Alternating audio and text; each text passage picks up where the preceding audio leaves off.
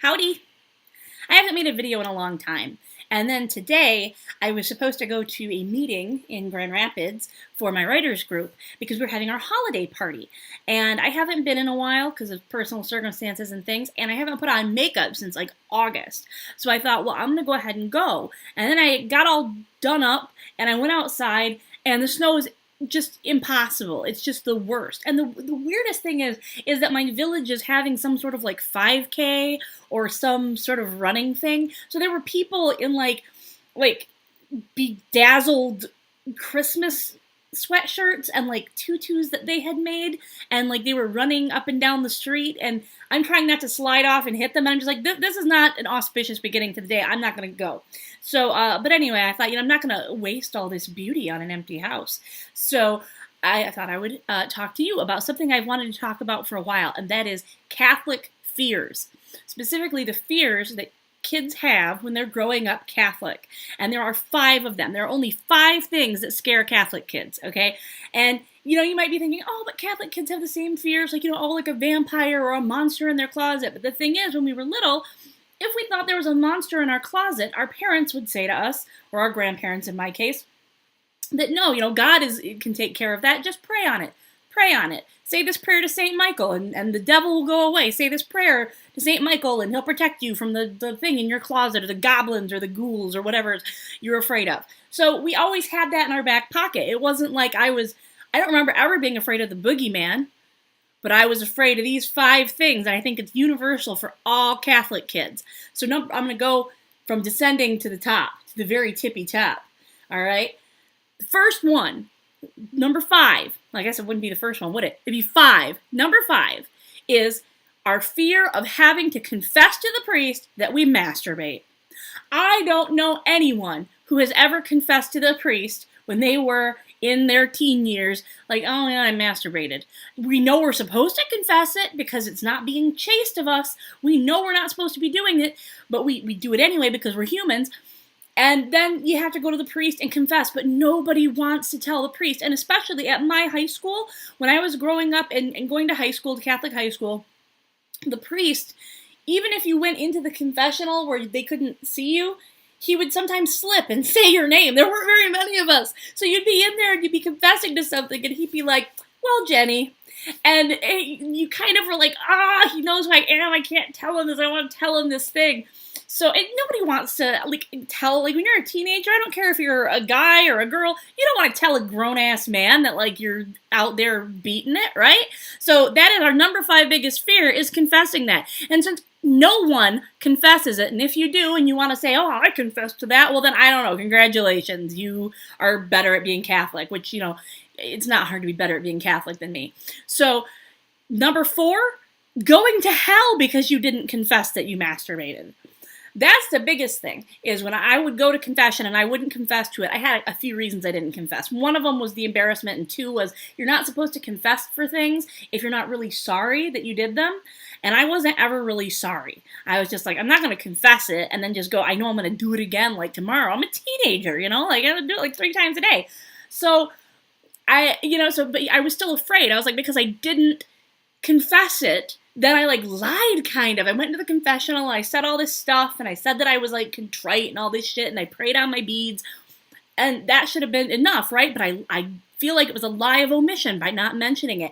And so many people I've talked to said that they used to worry about that. What would be worse, confessing it or going to hell because you didn't confess it? It's, it's a double-edged sword there. So number 3, biggest, scariest things to a Catholic kid is the thought that you could be staring at a picture of Jesus or a statue of the Virgin Mary and it would suddenly start crying tears of blood. Now, sometimes they cry, because it happens, a crying statue, and I don't know what it is. And you can be like, oh, Jen, that's really stupid of you to believe in the crying blah, blah, blah. But you're talking to someone who up until this year thought that the Old Testament was actually history. I'm not saying I totally believed and followed all that stuff, but I didn't realize it wasn't history. I am 36 years old. I thought it was like a historical, like there were the pyramids and shit like that, and Moses, and before that was this and this and this, all the way back, and that was real, actual, literal history. I am 36 goddamn years old, and I just figured this out, okay? So if you think it's weird that I think that statues cry and shit, then I don't know. We gotta find some common ground there where you understand exactly how fucking messed up being Catholic as a child makes you. But crying statues. Sometimes they cry tears of like rose oil or holy water, but most of the time you hear about how they cry tears of blood. I have never been so afraid in my life as when I would be little and I would be sleeping in my grandma's living room. And in fact, I'll put a picture of this picture on the blog when I post this video on the blog. So I'll put like a link and be like, go to the blog entry so you can see this. Because she has this giant picture of Jesus. And it was painted on black velvet. And my uncle brought it back from Mexico City or something when he was an exchange student. And it's enormous, gigantic, black velvet Jesus with this very doleful look. Like he's looking at you like, how could you let them crucify me? Just because you want to masturbate and not confess. Like, he looks so sad. And I always thought, and when I was little, I would sleep in her living room in a cot, and I would look at that picture and, like, just be terrified. Like, I couldn't look away from it. I had to keep my eyes trained right on it. But I was afraid that while I was looking at it, blood would start just dripping from his eyes. Just down his face. And I think that that's a pretty common fear that most Catholic kids have of religious icons and things like that, because we hear about it all the time. And everybody's like, oh my gosh, it's such a miracle, it's such a blessing. But how fucking creepy would it be if you were the first person? It would be one thing. Okay, let's say that you're like the priest, okay? And you come to church and the kindly little old nun that unlocks the place in the morning is there. And she's like, oh, Father, the statue is crying tears of blood. And you're like, oh, okay, cool, thanks for the heads up. But you don't want to be the person that finds it, or you don't want to be the person that, like, is looking at it when it happens. What does that mean? Why did it do it when I was looking at it? So, things, just random shit crying tears of blood. I guess I could do okay with the holy water. It would still make me a little bit freaked out, but the blood would really get me. Number 2 is stigmata. Stigmata terrifies the shit out of me. To this day, the other day I looked and there was like a little new wrinkle in my hand, and I immediately said to my husband, I'm like, if that is stigmata, I'm going to be so fucking pissed. Because it's terrifying. Because for one thing, they say that you should like pray for it. Like you should just be like, oh, this saint prayed and prayed to share the wounds of Christ, and then it happened, and then she smelled like rotting meat until the day she died, and then all of a sudden the whole convent smelled like roses, and which saint was that? Because that's a real saint. I'm not like pulling that shit out of the top of my head. That was a real saint that she like a thorn from a Jesus's crown of thorns or whatever on a statue. It's a fucking statue again. Shot off and hit her in the fucking forehead, and it turned into like this abscess, and she smelled bad, and she was like this rotting, nasty sore, and when she died from her rotting, nasty sore and her stigmata, she smelled like roses, and the whole convent smells like roses, and now her body doesn't decay, and all of this stuff. I don't give a shit if my body decays. Let it fucking rot. I don't want holes from nails in my hands. I don't want holes from nails in my feet. And how come it's always the hands? Jesus wasn't crucified through his hands. Your hands can't hold you up. They had to do that shit through the wrist. These two big bones right there. You hear all about it. And if you go to Catholic school, they teach you all about how they would put the nail in there and it would go all the way through. And then it kind of used this whole part here to sort of hold you up by the... I mean, it's gross. It sounds really painful, doesn't it? Doesn't that sound gross? I wouldn't want it done to me. I'm not excited about that. But the wounds that you see in stigmatas are always like in your hands.